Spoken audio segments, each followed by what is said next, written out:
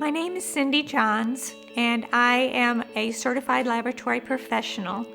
I am also a 5-time cancer survivor. I was originally diagnosed in 1999 when I felt a lump in my breast. Anytime there is a lump, then they always want to check it out with a biopsy. The biopsies always go to the laboratory. They always have involvement with the laboratory professionals doing the stains and the pathologist reading the slides. And unfortunately, to my surprise, it came back positive. I went through the treatments and was cancer-free for 13 years until 2012 when it came back again. And then in 2014, it came back for a third time.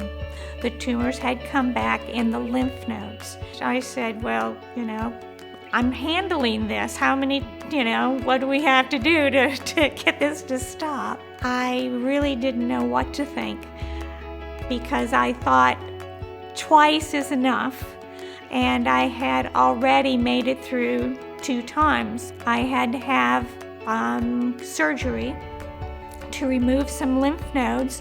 So again, the pathologist could look at it and determine what kind of a tumor it was. So I specifically asked my physician if he would draw the tumor marker. And when he did, it turned out even though I was on chemotherapy, the tumor marker was elevated, which surprised everyone, myself included, because by this time I'm thinking, what have I done to have caused this to come back for a 4th time?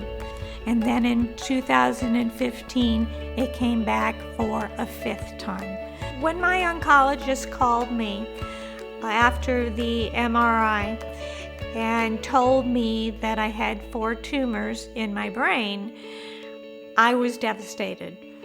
That was probably the one moment in this entire journey that I wasn't sure what to do or how to feel.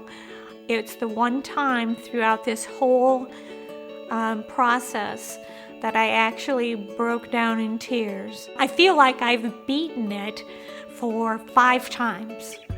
One of the things that I've always told people who are in that same situation, if they've been diagnosed, they don't know anything about the laboratory, I always recommend that you write down everything that your doctor tells you, so even if you don't assimilate it at the time, you can go back and review the information later to make sure that you understand.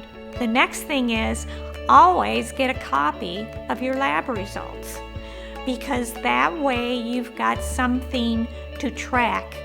You know if something has changed. One of the most important things to do is ask questions. Write them down before you get to your doctor's office to make sure you cover everything. Patients should never feel like they're taking up too much time with their doctor. Just because you're told that you have cancer does not mean that it is a death sentence. You never can imagine yourself going through that and how you're going to survive it. I fully believe that without the laboratory, I probably would not be sitting here.